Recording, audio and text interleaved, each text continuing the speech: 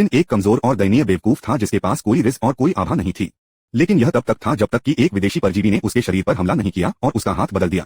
हालांकि वह पहले एलियन से छुटकारा पाना चाहता था। वह धीरे धीरे इसे एक भागीदार के रूप में स्वीकार करता है और अन्य नरभक्षी परजीवियों के खिलाफ लड़ने का फैसला करता है और इस प्रक्रिया में एक पूर्ण चिक चुंबक बन जाता है। कहानी तब शुरू होती है जब शिन अपनी नींद से जागता है।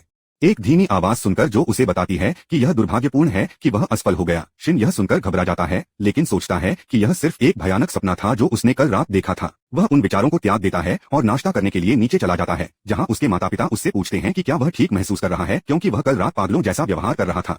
दयनीय बेवकूफ को पिछली रात भी स्पष्ट रूप से याद नहीं है और उसने स्कूल जाने के लिए नाश्ता छोड़ने का फैसला किया है। रास्ते में उसका दुर्घटनाग्रस्त मुरानो अचानक उस पर पीछे से हमला करता है, लेकिन उसका दाहिना हाथ प्रतिक्रिया पूर्वक हमले को रोकता है। मुरानो आश्चर्यचकित है कि उसकी प्रतिक्रियाएं इतनी अच्छी हैं, लेकिन शिन ने उसे बताया कि उसका हाथ अपने आप ही चला गया। अगले ही पल वह मुरानो से परेशान होने लगता है, जो घबरा जाता है और भागने से पहले उसे थप्पड़ मार देता है। और उनके पारस्परिक मित्र ताकाई ने शिन को बताया कि शून्य लड़कियां किसी व्यक्ति के साथ ऐसा ही करती हैं। वैसे भी एक बार जब वे स्कूल पहुंचे तो मैकफॉल सो गया, क्योंकि कल रात उसे ज्यादा नींद नहीं मिली क्योंकि एक विदेशी परजीवी ने उस पर हमला कर दिया था। इसने उसके कान के माध्यम से उसके मस्तिष्क में प्रवेश करने की कोशिश की, लेकिन वह उसके ईयरफोन द्वारा अवरुद्ध हो गया था। और जब परजीवी ने उसकी नाक के माध्यम से उसके मस्तिष्क में प्रवेश करने की कोशिश की तो शिन को छींक आ गई और वह जाग गया। उसने एलियन की हल्की सी झलक देखी और सोचा कि यह कोई सांप है, लेकिन फिर वह अचानक उस पर कूद पड़ा और उसके दाहिने हाथ में घुसने लगा। सौभाग्य से शिन ने अभी भी अपनी बाह को कसकर बांधने के लिए अपने ईयरफोन कॉर्ड का उपयोग किया और परजीवी को इससे आगे जाने से रोका। और यही एक कारण है कि वायर्ड ईयरफोन अभी भी लोकप्रिय हैं। उसके माता पिता उसकी जांच करने के लिए दौड़े आए और उसके पिता ने तुरंत उससे कहा कि वह अपना डीलर बदल दे, क्योंकि उसने जरूर कुछ बुरी चीजों का सेवन किया होगा जिससे यह पता चल सके कि उसके शरीर में सांप घुस रहे हैं। शिन अचानक पिछली रात की घटनाओं के सपने से जाग जाता है और अपने सामने एक शिक्षक को पाता है। इस बात से नाराज होकर कि वह कक्षा के दौरान अपने स्मार्टफोन का उपयोग कर रहा है, शिन ने उसे यह बताने की कोशिश की कि उसने कुछ नहीं किया, लेकिन जाहिर है सबूत कुछ और ही कहता है। बाद में मुरानो अभी भी उससे नाराज है और ताकई ने मध्यस्थ बनने का फैसला किया, क्योंकि वह शिन के मानसिक स्वास्थ्य के बारे में चिंतित है। वह जल्दी घर जाने का फैसला करता है और सोचता है कि क्या वास्तव में उसके दाहिने हाथ में कुछ गड़बड़ है या क्या वह चीजों की कल्पना कर रहा है। रास्ते में वह देखता है कि एक लड़की लापरवाही से सड़क पार कर रही है और एक कार सीधे उसकी ओर आ रही है। वह सहजता से कार्रवाई करता है, अपने दाहिने हाथ से कार रोकते हुए लड़की की रक्षा करता है। शिन को विश्वास नहीं हो रहा है कि उसने अभी क्या किया, लेकिन जैसे ही वह अपने दाहिने हाथ को देखता है उसे पता चलता है कि उसका आकार बदल गया है और केंद्र में एक आंख दिखाई दी है। यह जल्दी ही सामान्य हो जाता है, लेकिन यह उसे परेशान करने के लिए पर्याप्त है और वह घर भाग जाता है। उसके कमरे में घबराहट का दौरा पड़ता है और वह अपने दाहिने हाथ पर चाकू मारने की कोशिश करता है, जो अचानक एक विदेशी प्राणी में बदल जाता है जो टूटे फूटे वाक्यांशों में बात कर सकता है, जो उपहार कार्ड घोटालेबाजों द्वारा बोली जाने वाली अंग्रेजी से अब भी बेहतर अंग्रेजी है। इसमें कहा गया है कि यह शरीर पर कब्जा करने में विफल रहा और इसे खाने के बाद ही दाहिना हाथ बन गया। और शिन सोचने लगता है कि वह सिजो है। वह अचानक अपने हाथ को नियंत्रित करते हुए एलियन पर हमला करता है, लेकिन वह आसानी से चाकू को तोड़ देता है और उसे उड़ा देता है। जीव फिर शिन से उसे बात करना सिखाने के लिए कहता है, क्योंकि वह अभी तक इसमें अच्छा नहीं है। लेकिन फिर वह अचानक सो जाता है और उसका हाथ सामान्य हो जाता है। शिन इससे भ्रमित हो जाता है और वह किसी भी सुराग के लिए नेट पर खोज करता है, लेकिन उसे कुछ नहीं मिलता है। और अंत में वह सामान्य होने का दिखावा करने का फैसला करता है। हालांकि वह इस बात से अनजान है कि एलियंस पहले ही पूरी दुनिया में फैल चुके हैं और इंसानों की जगह ले रहे हैं और उन्हें खा रहे हैं। अगली सुबह शिन जाग जाता है और पाता है कि एलियन शांति से दुनिया के बारे में जानकारी इकट्ठा करने के लिए किताबें पढ़ रहा है। यह अब स्पष्ट रूप से बात कर सकता है, अतिबुद्धि के लक्षण दिखा रहा है और यह अन्य प्राणियों में भी परिवर्तित हो सकता है। शिन परजीवी को थोड़ा गर्म करना शुरू कर देता है और पूछता है कि क्या यह एक एलियन है, लेकिन जीव का कहना है कि उसे नहीं पता कि यह कहां से आया है। यह केवल उसके बाह के अंदर जागने के बाद की चीजों को याद रखता है और पहली चीज जो उसने महसूस की वह थी असंतोष कि वह अपने मस्तिष्क पर कब्जा करने में असफल रहा। इससे शिन घबरा जाता है, लेकिन एलियन तुरंत समझाता है कि वह अब कुछ नहीं कर सकता, क्योंकि वह पहले ही उसकी बाह खा चुका है और उसकी जगह ले चुका है। यदि इसके बजाय यह उसके सिर पर हावी हो गया होता तो चीजें अलग होती और वह अपने शरीर का प्रभारी होता। शिन का कहना है कि वह अपना दाहिना हाथ कटवाने के लिए तुरंत अस्पताल जा रहा है, लेकिन एलियन का कहना है कि यह एक भयानक विचार होगा, क्योंकि यह शिन के पोषक तत्वों को खाता है और यदि इसे काट दिया जाए तो यह मर जाएगा। शिन अपना दाहिना हाथ भी खो देगा जिसका मुंह है और वह शिफ्ट को आकार भी दे सकता है, जो मूल रूप से उसके जैसे गुनर के लिए सबसे बड़ा आशीर्वाद है। शिन इसे परजीवी कहता है, लेकिन जीव कहता है कि उन्हें बस एक दूसरे के साथ सहयोग करना चाहिए, जैसा कि यह कहता है कि परजीवी तुरंत थक जाता है और सो जाता है, जिससे एमसी का हाथ वापस सामान्य हो जाता है। बाद में शिन नाश्ते के लिए जाता है और अपने पिता को अखबार पढ़ते हुए सुनता है, जो हाल ही में होने वाली क्रूर और हिंसक हत्याओं की एक श्रृंखला के बारे में बात कर रहा है, जिसे मिन्समीट हत्याएं कहा जाता है। उसके बाद वह स्कूल जाता है, लेकिन फैसला करता है कि उसे खुद को पुलिस के हवाले कर देना चाहिए और उन्हें अपने विदेशी हाथ के बारे में सब कुछ बताना चाहिए। हालांकि परजीवी ने उसे बताया कि यह एक अच्छा विचार नहीं है, क्योंकि वे कुछ क्रेकरे वैज्ञानिकों के लिए प्रयोगशाला चूहों में बदल जाएंगे। अचानक यह उसे चेतावनी देता है कि उनमें से एक पास में है, यह समझाते हुए कि परजीवी एक दूसरे की मस्तिष्क तरंगों को महसूस कर सकते हैं। शिन नए परजीवी के निर्देश का पालन करने का फैसला करता है, लेकिन वह जल्दी ही डर जाता है, क्योंकि उसने शायद एक इंसान पर कब्जा कर लिया होगा और वह नहीं जानता कि उससे क्या अपेक्षा की जाए उसका परजीवी। हालांकि वह उसे आगे खींचता रहता है और अंततः वे एक कुत्ते को दूसरे कुत्ते के शव को खाते हुए पाते हैं। शिन को आश्चर्य होता है कि क्या हो रहा है, लेकिन जब वह देखता है कि कुत्ते को एक परजीवी ने पकड़ लिया है तो वह घबरा जाता है।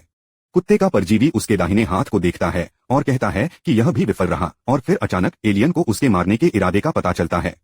यह शिन को खींचकर एक सुरक्षित स्थान पर ले जाता है, क्योंकि लड़ने से पहले उन्हें शांत होना पड़ता है। इस बीच परजीवी कुत्ता बदल जाता है, पंख उगता है और आकाश में उड़ जाता है। यह जल्द ही उन्हें एक पार्क में छिपे हुए ढूंढ लेता है, लेकिन शिन के एलियन का कहना है कि वे यहाँ लड़ेंगे।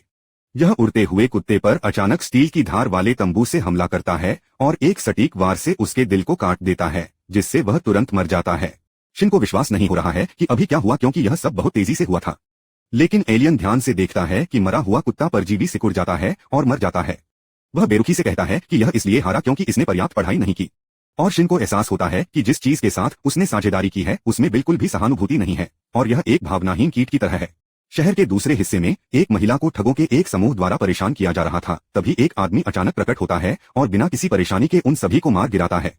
फिर वह एक शांत अभिभावक की तरह व्यवहार करते हुए महिला को घर ले जाता है, लेकिन ठग अचानक उस पर फिर से हमला करने के लिए लौट आते हैं। उन्होंने उसके सिर पर बल्ले से प्रहार किया, लेकिन वह आदमी जरा भी नहीं हिला। इसके बजाय वह लापरवाही से कहता है कि उसका पेट एक साथ 4 लोगों को नहीं संभाल सकता।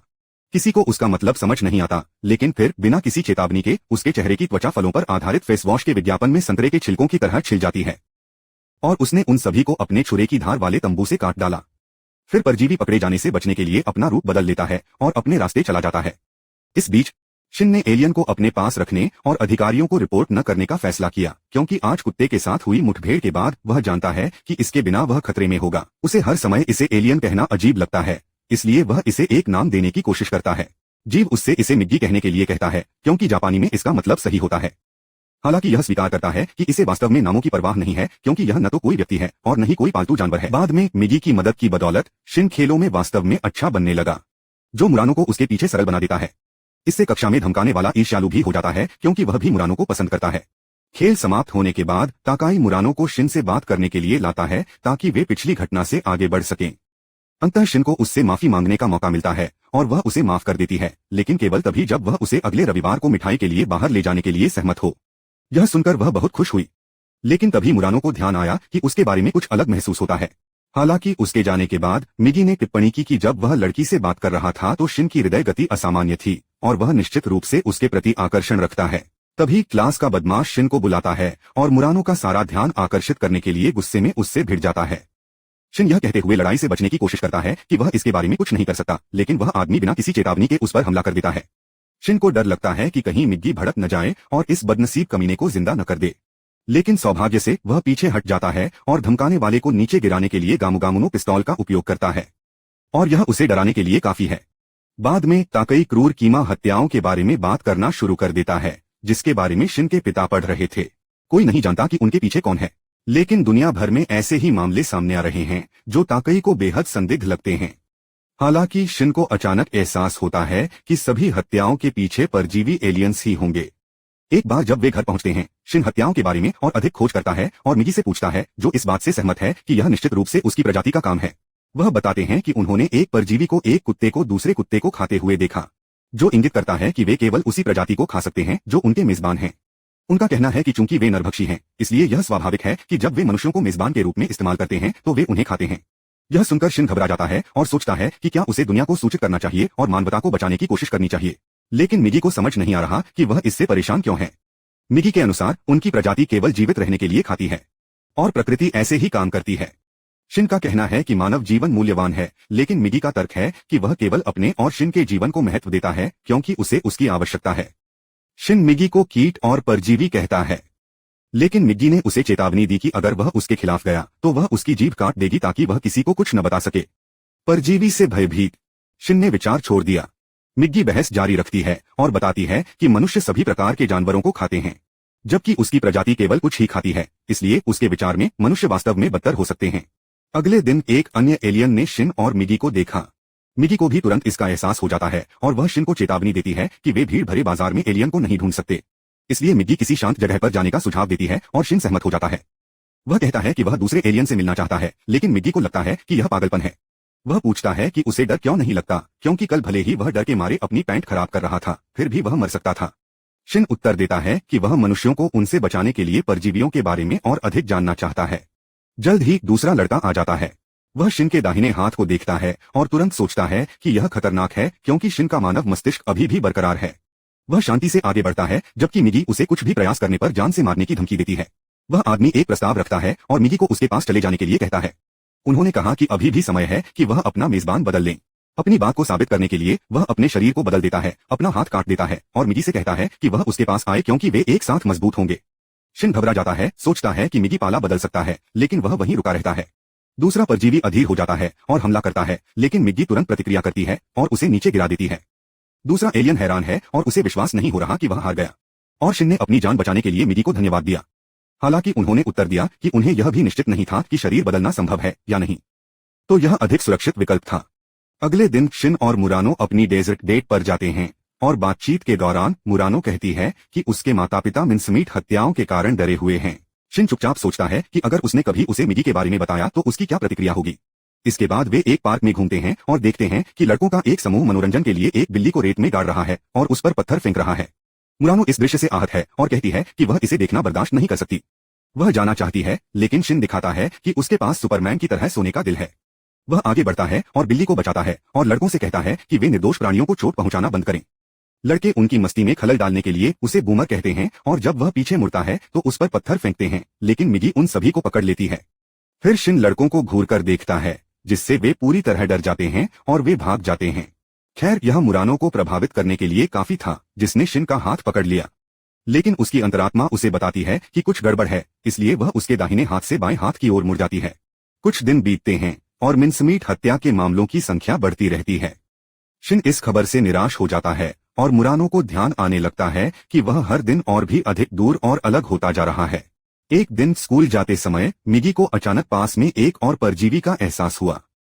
यह सुनकर शिन सतर्क हो जाता है, लेकिन जब मिगी स्कूल की इमारत की ओर इशारा करती है तो वह पहले की तरह घबराने लगता है। स्कूल में शिन उत्सुकता से परजीवी को खोजने के लिए हॉल को स्कैन करता है और मिगी ने उसे चेतावनी दी कि वह संदेहास्पद व्यवहार न करे, क्योंकि यदि परजीवी पास में है तो वह उन्हें भी महसूस कर सकता है। तभी कक्षा में मिस तामिया के रूप में एक नई शिक्षिका का परिचय कराया जाता है और जैसे ही वह मंच पर कदम रखती है, मिगी पुष्टि करती है कि वह परजीवी है। इससे भी बुरी बात यह है कि उसे मुरानो की होमरूम शिक्षिका नियुक्त किया गया है। यह सुनकर शिन असहज हो जाता है और मिगी फिर से उसे तामिया की ओर न देखने की चेतावनी देती है, लेकिन वह इसकी मदद नहीं कर सकता और महिला उसे नोटिस करती है, यह महसूस करते हुए कि वह भी उनमें से एक है। बाद में खेल कक्षा के दौरान मिगी ने टिप्पणी की कि तामिया कितनी स्मार्ट होगी, क्योंकि वह समाज में अपने मेजबान की पहचान और स्थिति को बनाए रखने में कामयाब रही है और वह एक शिक्षक के रूप में भी काम कर रही है। शिन को आश्चर्य होता है कि क्या वह अंततः स्कूल में सभी को खाने की योजना बना रही है, लेकिन मिगी का कहना है कि वह अपना चेहरा छिपाना पसंद नहीं करेगी, इसलिए वह कक्षा में अपने आसपास के लोगों को नहीं खिलाएगी। जब तामिया पढ़ा रही होती है, मिगी सो जाती है और शिन घबरा जाता है, क्योंकि उसे लगता है कि वह खतरे में है। वह शेष अवधि में अपना रास्ता टटोलता रहता है और कक्षा के बाद तामिया उसे बाद में कार्यालय आने के लिए कहती है। बाकी लड़के उसे चिढ़ाते हैं, मजाक करते हुए कि वह मम्मी टीचर का ध्यान आकर्षित कर रहा है, और शिन उन पर भड़क उठता है क्योंकि वे नहीं जानते कि वह कितनी गहरी मुसीबत में है। वैसे भी वह कार्यालय जाता है और सौभाग्य से मिगी समय पर उठ जाती है। एक बार जब वे अंदर पहुंच जाते हैं तो तामिया सीधे मुद्दे पर आ जाती है। वह शांति से शिन को आश्वासन देती है कि उसे उससे लड़ने की कोई इच्छा नहीं है। इसके बजाय वह उसे अधिक उचित बातचीत के लिए स्कूल के बाद मिलने के लिए आमंत्रित करती है। मिगी तुरंत सहमत हो जाती है, लेकिन शिन को संदेह होता है। इसे एक जाल होने के डर से तामिया कहती है कि अगर वह उसे मारना चाहती तो वह पहले ही ऐसा कर चुकी होती, और बताती है कि वह सिर्फ उनके असामान्य संकर बंधन के बारे में उत्सुक है। वह उनके साथ सूचनाओं का आदान प्रदान करने और संभवतः भविष्य में भी सहयोग करने का वादा करती है। स्कूल के बाद शिन उससे मिलने जाता है, लेकिन मिगी को अचानक 2 परजीवियों का पता चलता है। शिन फिर से घबरा गया, लेकिन मिगी अभी तक नहीं बता सकी कि यह एक जाल है या नहीं। जल्द ही तामिया एक ऐसे व्यक्ति के साथ वहां पहुंचती है जिसे वह मिस्टर ए कहती है क्योंकि उसका कोई नाम या कोई व्यक्तित्व नहीं है। तुरंत उसके और मिगी के बीच तनाव बढ़ जाता है, लेकिन तामिया उसे शांत कर देती है। कह रहा है कि लड़ने का कोई मतलब नहीं है। वे सभी बात करने के लिए बैठ जाते हैं और तामिया शिन से पूछती है कि वह उनके बारे में क्या सोचता है। शिन ने स्पष्ट उत्तर दिया कि वे आदमखोर राक्षस हैं। तामिया समझ सकती है कि वह ऐसा क्यों कहेगा, लेकिन वह सोचती है कि वे उससे कहीं अधिक हैं। कुछ हफ्ते पहले उसने अचानक खुलासा किया कि वह और मिस्टर इदिदित्रा, और अब वह गर्भवती है। शिन भयभीत होकर उसे घूरता है और तामिया पूछती है कि उसके अनुसार किस प्रकार का प्राणी उसके अंदर पल रहा है। मिग्गी जवाब देती है कि यह एक सामान्य मानव बच्चा है और तामिया इसकी पुष्टि करती है। वह खुद भी इससे स्पष्ट रूप से हैरान है। शिन ने इस बात से प्रभावित होने से इनकार कर दिया। उसका मानना है कि अभी भी राक्षस हैं जो लोगों को खाते हैं, जबकि वे तीनों अपनी दार्शनिक चर्चा कर रहे हैं। बोर हो जाता है श्रीमान। वह खड़ा हो जाता है, यह घोषणा करते हुए कि उसे इस तरह की चर्चा का कोई मतलब नहीं दिखता और वह मनुष्यों को मारना और खाना खिलाना जारी रखेगा जैसा कि उसने अतीत में किया था। हालांकि अब वह शिन को एक संभावित खतरे के रूप में देखता है और जल्द ही उसे खत्म करने का फैसला करता है। एक बार जब वह चला जाता है तो तामिया शिन को चेतावनी देती है कि वह उसे उकसाए नहीं, क्योंकि अगर उसने उसे धमकी देने की कोशिश की तो वह मुरानो सहित पूरी कक्षा को आसानी से मार सकती है, जिसके बारे में वह जानती है कि उसके मन में उसके लिए भावनाएं हैं। हालांकि वह उसे आश्वस्त करती है कि अभी वह शांति पसंद करती है और अपनी पहचान छिपाकर रखती है। अगले दिन कक्षा में ताकई ने पिछली शाम शिन को बस में देखने का उल्लेख किया। वह कहती है कि वह और मुरानो उसके बारे में चिंतित थे, लेकिन वह उससे सच्चाई छिपाता है। अचानक मिगी ने उसे फुसफुसाया कि उन पर हमला हो रहा है और तामिया ने यह भी देखा कि यह मिस्टर ए है जो पहले से ही स्कूल के अंदर है। तामिया शांति से अपनी कक्षा को अकेले पढ़ने के लिए छोड़ देती है और बाहर चली जाती है। इस बीच मिस्टर हत्या का सिलसिला शुरू करता है और शिन फैसला करता है कि उसे रोकना होगा। मिग्गी को संदेह है कि तामिया इसमें शामिल नहीं होगी क्योंकि वह पक्ष चुनने के लिए बहुत तार्किक है और वह सिर्फ उन पर नजर रखेगी। तभी उन्हें इंटरकॉम पर एक संदेश सुनाई देता है जिसमें छात्रों से तुरंत इमारत खाली करने को कहा गया है। मिग्गी का सुझाव है कि उन्हें मिस्टर ए से लड़ना चाहिए और उसे हराना चाहिए, और सबसे अच्छा तरीका यह है कि पलटवार करने के लिए भीड़ को एक प्रलोभन और ढाल के रूप में इस्तेमाल किया जाए। शिन इस पर क्रोधित है और वह इतना अमानवीय कुछ करने से इनकार कर देता है। इसके बजाय वह अकेले ही ऊपर की ओर दौड़ता है, लेकिन रास्ते में उसकी मुलाकात मुरानो से होती है। वह उसका हाथ पकड़ लेती है, लेकिन वह उस पर झपटता है और उसे उससे दूर रहने के लिए कहता है। वह जल्द ही एक खाली कक्षा में पहुंच जाता है और मिगी का कहना है कि पिछली योजना अधिक प्रभावी थी, लेकिन शिन ने जोर देकर कहा कि वह इंसानों की तरह लड़ेगा। मिग्गी कुछ नहीं कहती, लेकिन यह समझती है कि मनुष्य भावनाओं से प्रेरित होते हैं, जो उन्हें ज्यादातर समय बेवकूफ बनाता है। शिन जल्दी से डेस्क और टेबलों का उपयोग करके एक बैरिकेड बनाता है और फिर मिगी से पूछता है कि क्या वह उसकी योजना को स्वीकार नहीं करने के लिए उससे नाराज है। मिग्गी इसे टाल देता है क्योंकि उनके पास इसके लिए समय नहीं है और वह पहले से ही अपने अगले कदम की योजना बना रहा है। वह शिन से पूछता है कि मिस्टर ए से क्या अलग है, और जवाब है कि उनमें से दो हैं और वे अपनी भूमिकाएं विभाजित कर सकते हैं।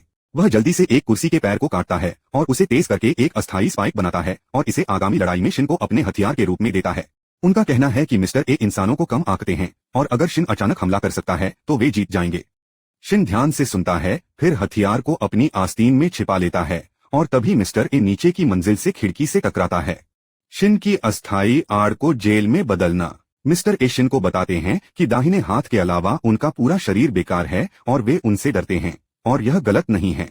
हालांकि शिन को याद है कि मिगी ने उसे पहले ही ऐसा होने के बारे में चेतावनी दी थी। चूंकि मिग्गी उस पर निर्भर है, अगर शिन घबरा जाता है तो यह उसे भी रोक देगा और वह खुद को शांत करने का फैसला करता है। अचानक मिस्टर एस ने उन पर हमला करना शुरू कर दिया और मिगी ने उनके सभी हमलों को रोक दिया। शिन को याद है कि मिगा की योजना वास्तव में बचाव पर ध्यान केंद्रित करते हुए हमला करने का नाटक करने की थी, और चूंकि वे मनुष्यों को कम आंकते हैं, इसलिए वह शिन को खतरे के रूप में नहीं देखेंगे। शिन के पास मिगी की योजना पर भरोसा करने के अलावा कोई विकल्प नहीं है और वह धीरे धीरे मिस्टर ए की ओर बढ़ता है, जो उस पर कोई ध्यान भी नहीं देता है। यह उसकी सबसे बड़ी गलती है क्योंकि शिन टेबल लेग से उसकी छाती में छुरा घोंपने में सफल हो जाता है और तुरंत वापस हमला करता है, लेकिन मिगी उसके हमलों को रोक देता है।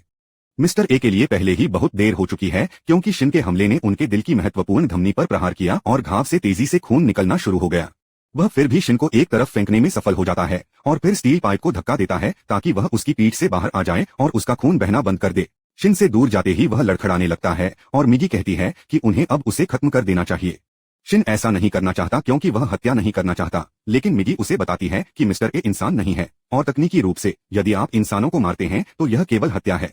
इस बीच मिस्टर ए को विश्वास नहीं हो रहा है कि उसे एक इंसान द्वारा मार दिया जाएगा।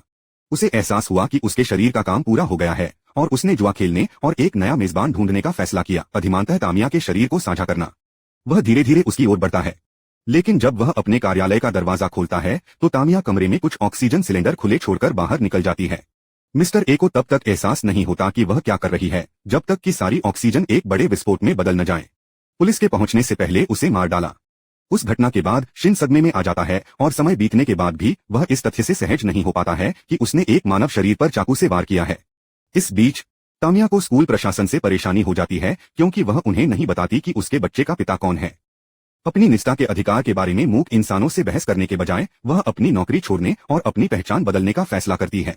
वह स्कूल छोड़ने से पहले शिन से मिलती है और उसे बताती है कि चूंकि वह तामिया के रूप में अपनी पहचान त्यागने की योजना बना रही है, इसलिए उसे अब अपने सामाजिक दायरे में लोगों को जीवित रखने की जरूरत नहीं है और इसमें वह भी शामिल है। शिन इस पर घबराने लगता है और उससे पूछता है कि वह और अन्य एलियंस इंसानों को क्यों खाते हैं। वह उसे बताता है कि मिगी उसके रक्त में पोषक तत्वों के कारण जीवित रह सकती है और इसका मतलब है कि अन्य परजीवी अन्य प्रकार के भोजन पर भी जीवित रह सकते हैं। तामिया का कहना है कि वह सही हो सकते हैं, लेकिन उनमें नरभक्षण उसी तरह स्वाभाविक रूप से आता है जैसे मधुमक्खियों में उड़ना और मकड़ियों में जाल बुनना आता है।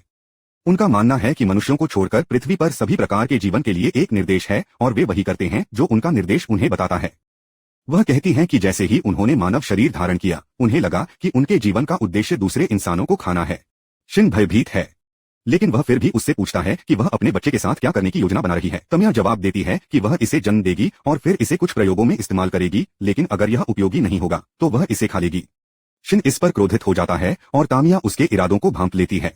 वह उससे लड़ने के लिए रूपांतरित हो जाती है और मिगी को एहसास होता है कि वे संभवतः उसके खिलाफ नहीं जीत सकते क्योंकि वह एक ही समय में दो पैटर्न में बदल सकती है, जिसका अर्थ है कि वह उससे कहीं अधिक विकसित है। हालांकि तामिया को अचानक एहसास होता है कि शिन अब एक शुद्ध इंसान नहीं है और वह उसे जीवित रहने देने का फैसला करती है ताकि वह उससे और अधिक सीख सके।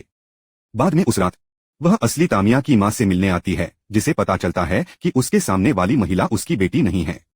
वह उससे पूछती है कि वह कौन है और उसकी बेटी कहाँ है, और तामिया हैरान है क्योंकि उसने कभी नहीं सोचा था कि एक सामान्य इंसान उसके संपूर्ण भेष को देख सकता है। बूढ़ी औरत पुलिस को बुलाने का फैसला करती है, लेकिन तामिया उससे पहले ही उसे मार देती है। हालांकि अब वह उत्सुक है कि क्या उस महिला में कोई विशेष क्षमता थी जिसके बारे में उसे और अधिक शोध करना चाहिए था। दूसरी ओर जैसे ही शिन अगली सुबह उठता है, वह मिगी को अपने शरीर से गायब पाता है। वह घबरा गया, लेकिन पाया कि मिगी उसके शरीर से अलग हो गई है और कमरे में थोड़ा टहल रही है। मिगी जल्दी से अपने शरीर से दोबारा जुड़ जाती है, उसे यह बताते हुए कि उसने पाया है कि वह उससे अलग होने के बाद भी चल सकता है, लेकिन उसकी सीमा एक बार में 3 मिनट है। शिन को आश्चर्य होता है कि क्या वह अब उसके मस्तिष्क पर कब्जा करने की योजना बना रहा है, और मिगी उसे बताती है कि यह संभव नहीं है क्योंकि वह सिर्फ एक हाथ के रूप में परिपक्व हो गया है, इसलिए वह मस्तिष्क को नियंत्रित नहीं कर सकता। हालांकि इससे शिन को डर लगता है कि अन्य परजीवी जो मस्तिष्क को नियंत्रित करना जानते हैं सिर बदल सकते हैं, और मिगी का मानना है कि यह सच हो सकता है। फिर वह नाश्ता करने जाता है और उसे पता चलता है कि उसके माता पिता यात्रा पर जाने की योजना बना रहे हैं।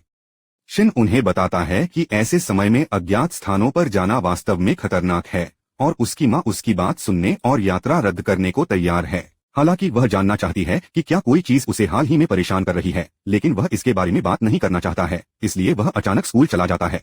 शिन मिगी को अपने माता पिता से गुप्त रखने का कारण यह है कि उसे डर है कि मिगी बिना किसी हिचकिचाहट के उसके माता पिता को मार डालेगी, क्योंकि उसे केवल अपने अस्तित्व की चिंता है और मानवीय भावनाओं की परवाह नहीं है। दूसरी ओर शिन के पिता काजू उसकी मां नेबुको को बताते हैं कि वह उनके बेटे को लेकर बहुत ज्यादा सुरक्षात्मक हो रही है और शायद शिन के हाथ पर चोट के निशान के कारण वह इससे असहज हो जाते हैं। नबुको को वह दिन स्पष्ट रूप से याद है जब शिन अभी भी मिडिल स्कूल में था और उसने उससे एक विज्ञान प्रयोग के लिए कुछ एल्यूमिनियम प्लेटें मांगी थीं। एक ऊंचे शेल्फ से उन प्लेटों को उठाने की कोशिश करते समय वह लड़खड़ा गया और उबलते तेल का एक बर्तन लगभग उसके सिर पर गिर गया।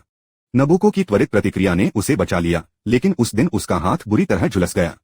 और काजू सोचता है कि शिन अब उसे परेशान नहीं करना चाहता क्योंकि वह उस दिन के लिए दोषी महसूस करता है।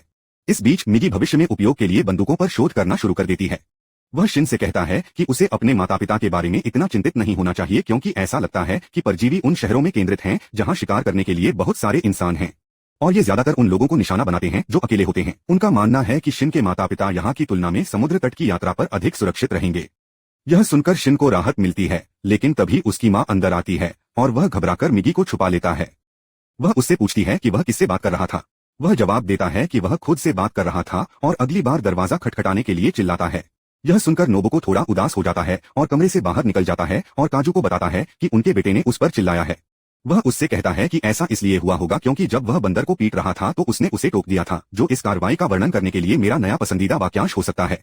उस दिन बाद में शिन ने अपने माता पिता को बताया कि उसने अपना मन बदल लिया है और अब वह सोचता है कि उनके लिए यात्रा पर जाना एक अच्छा विचार है। हालांकि नबू को अपने मूड के बदलावों को बैठे बैठे बर्दाश्त नहीं करने वाला है और वह उस पर बरसती है और पूछती है कि आखिर उसे क्या हुआ है। वह रोने लगती है और कहती है कि ऐसा लगता है जैसे वह उसका बेटा नहीं है। शिन अभी भी उसे मिगी के बारे में नहीं बताना चाहता, तो उनका कहना है कि उन्हें डर था कि वह उनके बिना अकेले हो जाएंगे। लेकिन फिर उसे एहसास हुआ कि अगर वह बहुत अकेला महसूस करता है तो वह कुछ दोस्तों को बुला सकता है। वह उसे लेकर अपने कमरे में वापस चला जाता है और उसके माता पिता आश्वस्त हो जाते हैं कि उसने उन्हें सच बताया है। अगले सप्ताह वे अपनी यात्रा के लिए निकलते हैं और नबू को वास्तव में उत्साहित है क्योंकि पिछले कुछ वर्षों में उसे कोई लंबी छुट्टी नहीं मिली है। कहीं और एक आदमी अपनी नई गर्लफ्रेंड को घुमाने ले जा रहा है, लेकिन वह नहीं जानता कि वह एक परजीवी है। वह बुनियादी मानवीय चीजों को नहीं समझती है, जैसे कि सीट बेल्ट कैसे काम करती है, और गाड़ी चलाते समय उसका ध्यान भटक जाता है जिससे कार पहाड़ी से नीचे लुढ़क जाती है। इससे वे दोनों बुरी तरह घायल हो गए और जैसे ही परजीवी को पता चलता है कि मेजबान का शरीर जीवित नहीं रहेगा, वह हताश हो जाती है। वह आदमी पर हमला करती है और उसके शरीर पर कब्जा कर लेती है, और हालांकि कब्जा सही नहीं है, कम से कम वह चल तो सकती है। घर पर वापस शिन स्कूल जा रहा है जब वह मिगी से पूछता है कि तानिया का क्या मतलब था जब उसने कहा कि वह अशुद्ध है। मिगी बताते हैं कि उनकी कुछ कोशिकाएं शिन के रक्त प्रवाह में लीक हो गईं और यहां तक कि उनके मस्तिष्क तक भी पहुंच गईं, इसलिए उनके कुछ हिस्से बदल गए हैं। शिन इससे हैरान है और खुद को समझाने की कोशिश करता है कि वह अभी भी एक सामान्य इंसान है। तभी उसकी नजर स्कूल के बदमाश की पिटाई करने वाले लोगों के एक समूह पर पड़ती है। वह उन्हें रोकने की कोशिश करता है, लेकिन उन्होंने उसे भी मुक्का मारा और पीछे हटने को कहा।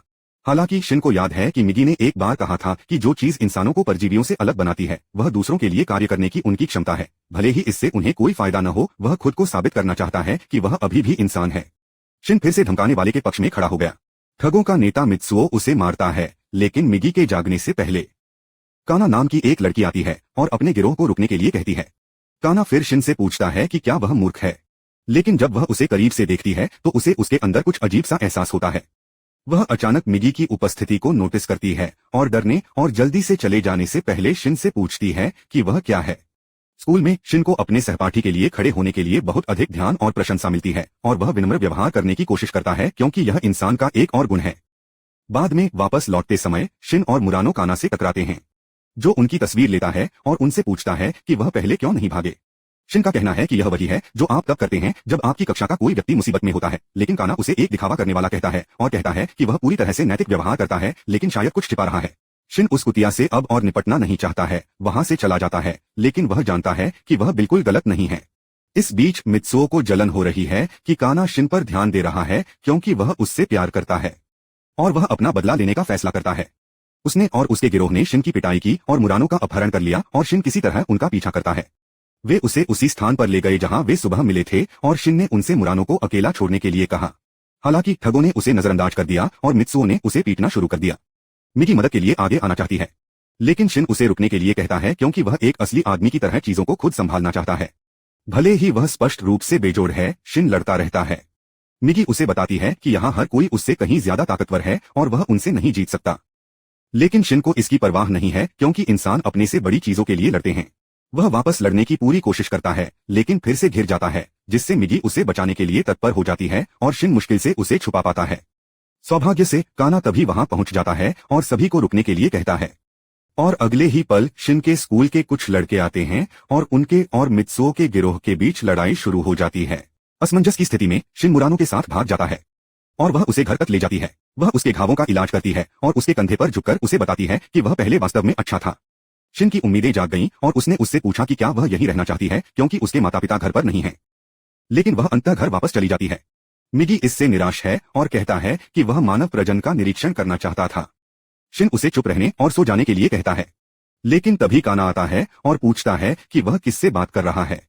शिन सवाल को टाल देता है और काना पहले के लिए माफी मांगती है और कहती है कि वह दोस्त बनना चाहती है। शिन सहमत है क्योंकि उसे इसमें कोई बुराई नहीं दिखती, लेकिन जैसे ही वे हाथ मिलाते हैं, काना को अपने दाहिने हाथ से कुछ अजीब महसूस होता है। शिन को उसकी बेचैनी का एहसास होता है और वह तुरंत पीछे हट जाता है और अपने घर के अंदर भाग जाता है, जहां मिगी उसे काना से दूर रहने के लिए कहती है क्योंकि वह बहुत समझदार लगती है।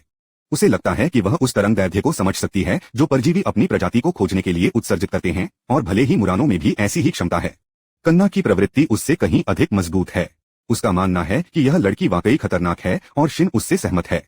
एक अन्य स्थान पर वह परजीवी जिसने दुर्घटना के बाद आदमी के शरीर पर कब्जा कर लिया संघर्ष कर रही है क्योंकि उसे पुरुष होने की आदत नहीं है। वह फिर से एक महिला का शरीर चाहता है और जो पहली महिला उसे मिलती है उसे अपने कब्जे में लेने का फैसला करता है। दुर्भाग्य से शिन के माता पिता राक्षस से बहुत दूर नहीं हैं, क्योंकि वे एक चट्टान से सूर्यास्त का आनंद ले रहे हैं। राक्षस